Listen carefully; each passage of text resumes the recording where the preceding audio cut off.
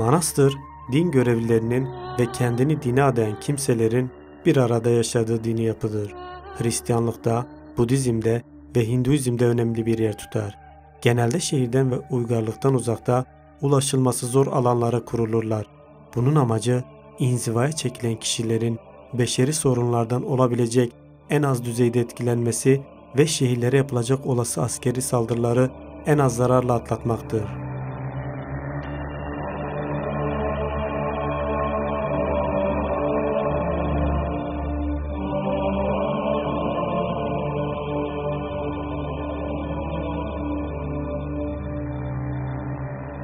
Batman'ın Beşir ilçesine bağlı Ayrancı köyünde bulunan ve tahminen 1 ila 3. yüzyılda Hristiyanlığın ilk dönemlerinden kalan Mor Kiryakus Manastırı 2 yıl önce Batman Müze Müdürlüğü tarafından koruma altına alındı.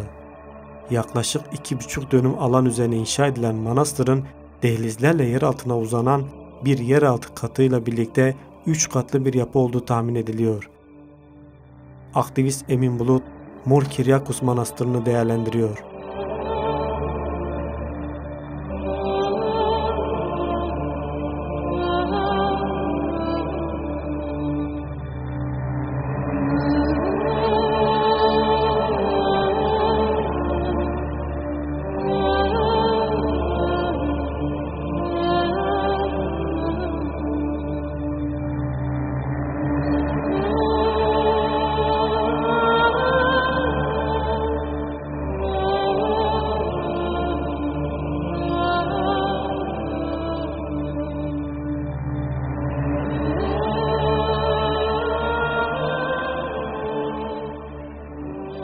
Burası Batman'ın Beşiri ilçesi. Derakira, Ayrancı diye tabir ettiğimiz bölgede. Binatlı köyün üst kısmı Kira Dağı'nın alt yamaçlarında. Yukarı Mezopotamya'nın en önemli inanç ve kültür merkezlerinden bir yerdir.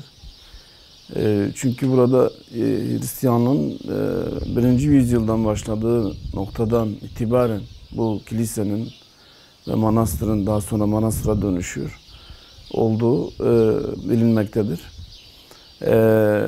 Buraya baktığımızda aslında manastır ve kiliseden önce de bir pagan tapınağı olduğu,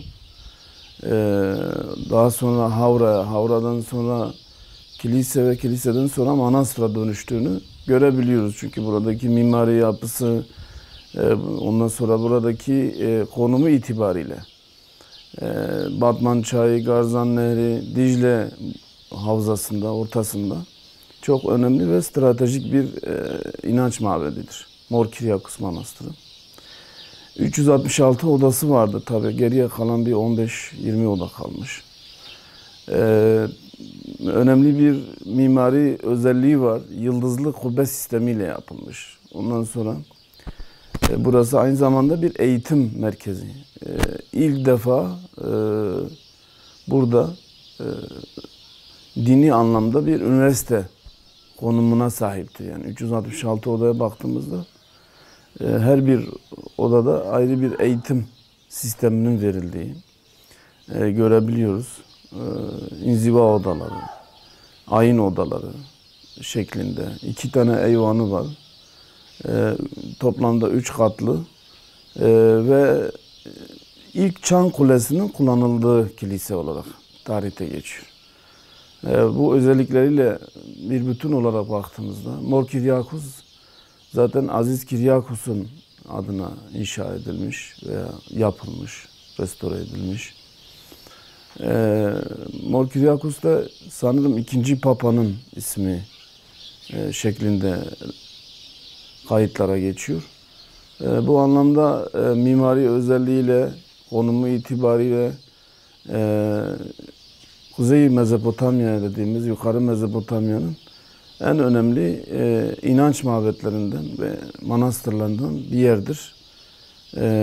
Burası dediğimiz gibi hem inanç anlamında hem eğitim anlamında çok önemli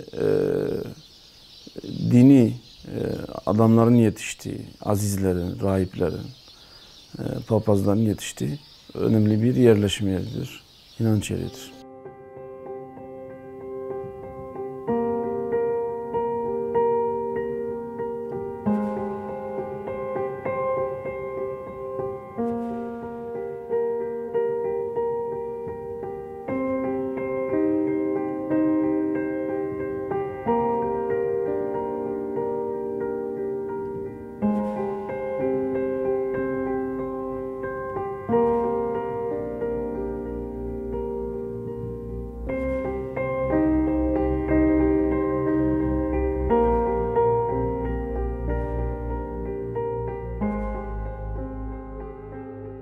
İlk çağdaki sınırları Dicle Nehri'nin güney kıyısından başlayıp Suriye sınırına kadar uzanan ve dini yönetim açısından Hasankeyf'teki piskoposluğa bağlı olan bölgeye Tur-Abdin denilmektedir.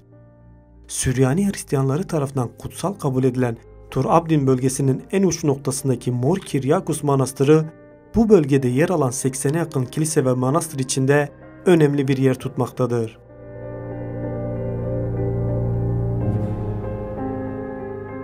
Mor Kiryakus Manastırı ile birlikte Tur-Abdin bölgesinin engebeli yapısı üzerine serpiştirilmiş olan bu gizemli ve eşsiz mimari güzellikteki manastır ve kiliselerin bugün için cemaatleri kalmadığından birçoğu metruk duruma düşmüştür. Ancak başlı başına birer abide olan bu terk edilmiş anıtların tamamı kendi kaderine terk edilmiş. Kürdistan'da gezip görebileceğiniz çok önemli kilise ve manastırlar mevcuttur. Batman'ın Beşili ilçesinde bulunan ve yüzyıllara meydan okuyan Mor Kiryakus Manastırı da yaşadığı tüm olumsuzluklara rağmen ayakta kalan güzel manastırlardan biridir. Aktivist Bulut, manastırın yaşadığı tahribata dikkat çekiyor.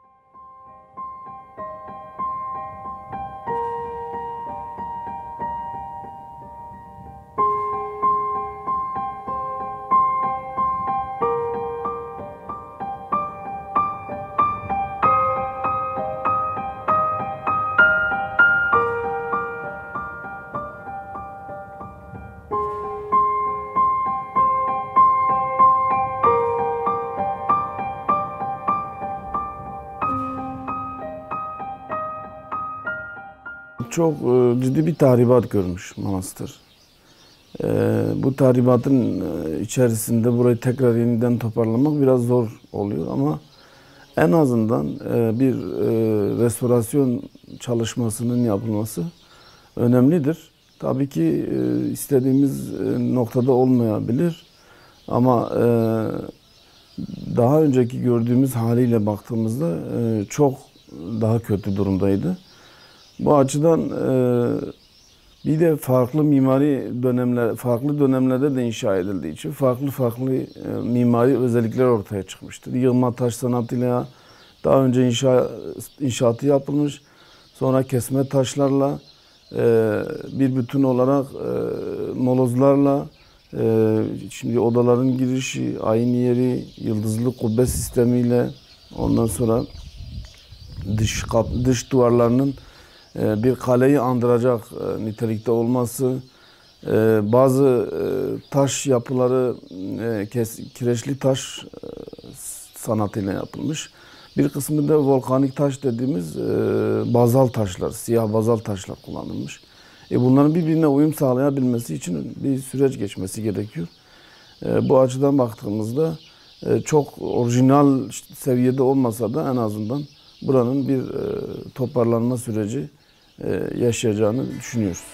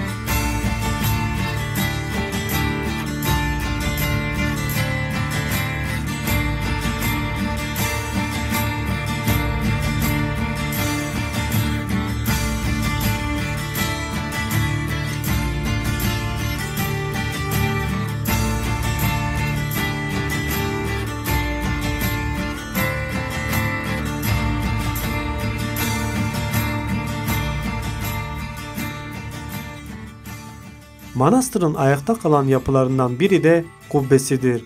Yaklaşık 1700 yıllık olan kubbe, olağanüstü görüntüsüyle insanı kendisine hayran bırakıyor.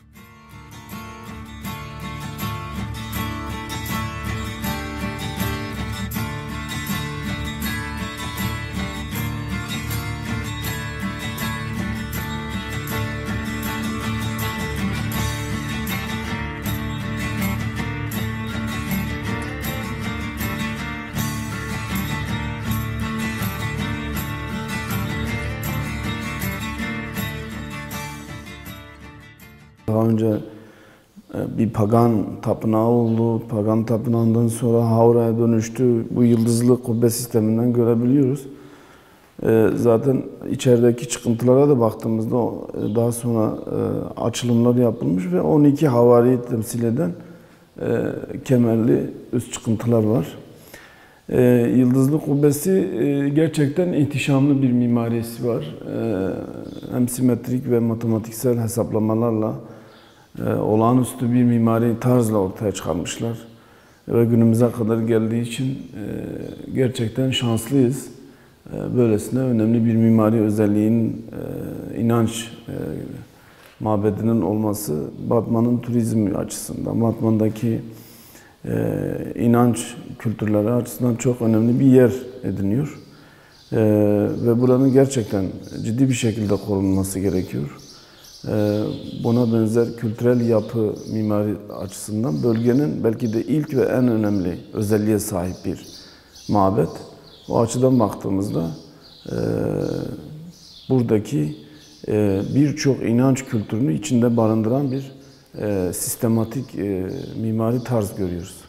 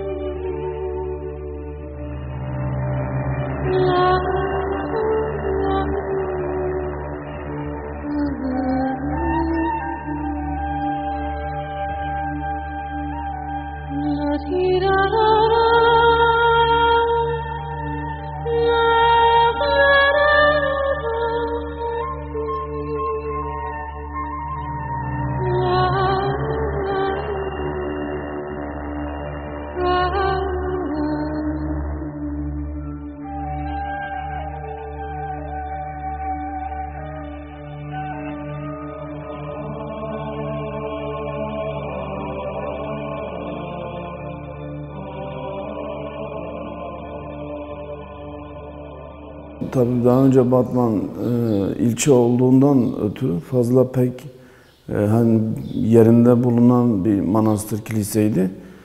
Fakat 90'lı yıllarda biz il olduktan sonra şöyle bir Batman'ın tarihini, kültürünü, envanter çalışması yapalım.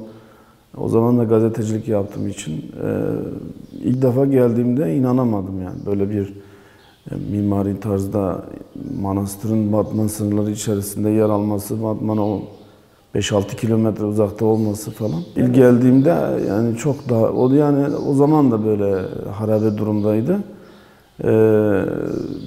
Ahır olarak kullanılıyordu. Ondan sonra atıl durumdaydı. Çok iyi, bayağı bir harabe şeklindeydi. Tabii bunu biz yetkililere ilete belli bir noktaya getirdik. En azından bir bakımı yapıldı, bir temizliği yapıldı. Bir nebze de olsa toparlanmaya çalıştı. Çünkü hem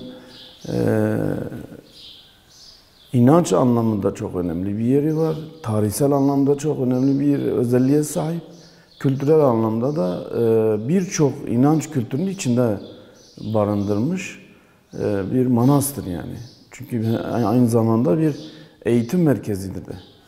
Burada yüzlerce, belki binlerce papaz yetişmiş, rahip yetişmiş ve dünyanın birçok yerinde gidip inançlarını yaymışlar. Hristiyanlığın çünkü en eski dönemine tekabül ediyor buranın yapılım süreci.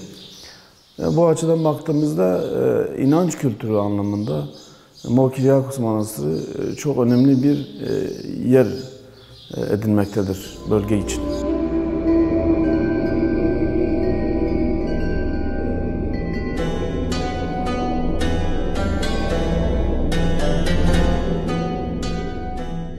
Manastıra girişteki ana kapı üzerinde ve iç avluyu iki bölüme ayıran kemerli kapının üzerinde olmak üzere Süryanice yazılmış iki kitabe mevcuttur.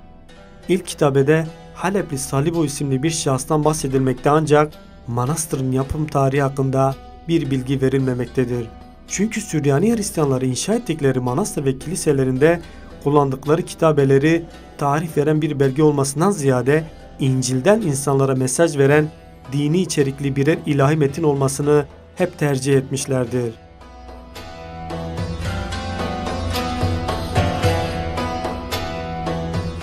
Bu manastırda görülen her kitabe de birer ilahi metindir. 4. yüzyılda Halep'ten Turablin bölgesine gelerek insanları vaftiz edip Hristiyanlaştıran misyoner keşişler özellikle Kuzey Mezopotamya ovasına hakim tepe ve kayalıklar üzerine manastırlar kurmayı bir gelenek haline getirmişlerdir. Kuzey Mezopotamya ovasına bakan doğu yamacına kurulmuş bulunan Mor Kiryakos Manastırı da böyle bir düşüncenin ürünüdür. Aktivist Emin Bulut manastırın mimari özelliklerini anlatıyor.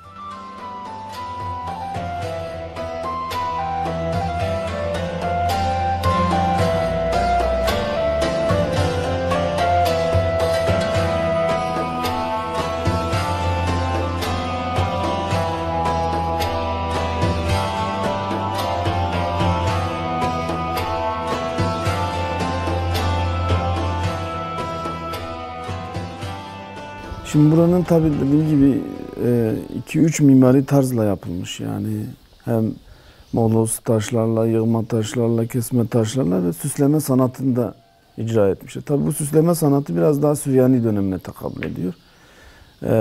İşte Orta Çağ döneminde birkaç kez restore edilmiş. Hatta hem Kürt Beyleri döneminde hem Osmanlı döneminde peyderpey 3 aşamalı bir restorasyon devresi geçirmiş.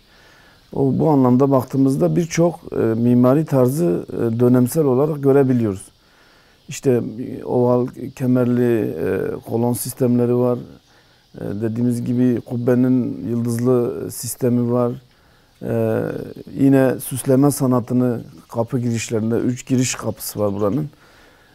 3 bölümden oluşan manastırın 3 kapısında farklı farklı motifleri görebiliyoruz süsleme sanatlı olarak. Taşların işlenerek çok ince bir sanatsal motifleri işleyerek buranın inanç kültürüne içerisinde yer edinen güzel motiflerle birlikte güzel bir şekilde taşa işlenmiş, nakşedilmiş yani bir anlamda. Bu açıdan baktığımızda yine bu manastırın birçok mimari sanatı da içinde barındırdığı, birçok inanç kültürüyle birlikte mimari sanatı da içerisinde barındırdığını görebiliyoruz.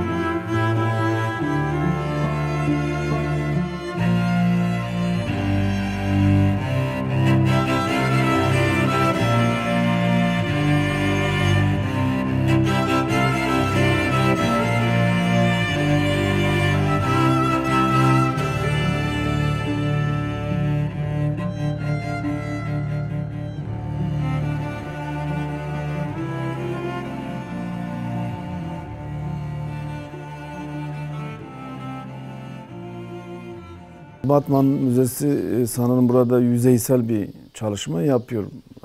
Hem toparlanma açısından hem toprak dolgusu olan yerlerin kazılmasıyla ilgili çalışmaları yapıyor. Dönemsel bazı bulguların olduğunu söylüyor. Mesela en son aldığımız bilgilere göre mesela bir Süryanice'den, Asurice'den önce belki de Sümerlerden sonra ki Gercuşiye diye bir dil tableti bulundu. Yani kaybolan bir dilin tabletleri, yazıtları bulundu ve bu Batman Müzesi'nde alındı.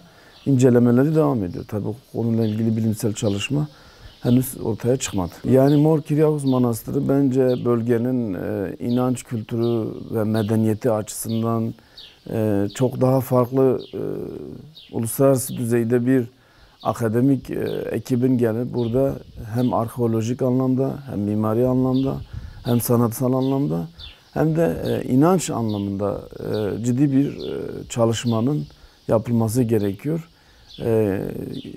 Bütünlüğüyle baktığımızda bu manastır tüm bölgedeki manastırların hemen hemen sanatını, inancını, kültürünü içinde barındıran böyle bir mozaik noktasında ele alabiliriz. Mor Kiryakos Manastırı çok önemli bir kültürel devre geçirmiş, önemli bir inanç dönemleri geçirmiş. Bu açıdan baktığımızda buranın ciddi bir şekilde incelenmesi yapılması lazım, araştırma yapılması lazım.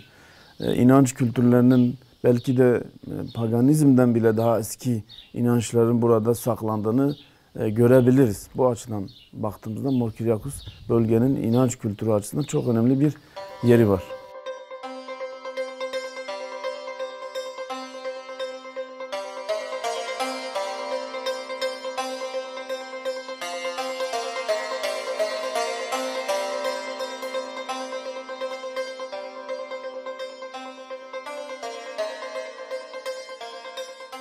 Milattan sonra 457 yılında yapıldığı düşünülen manastır 1940'lı yıllara kadar kullanılmış.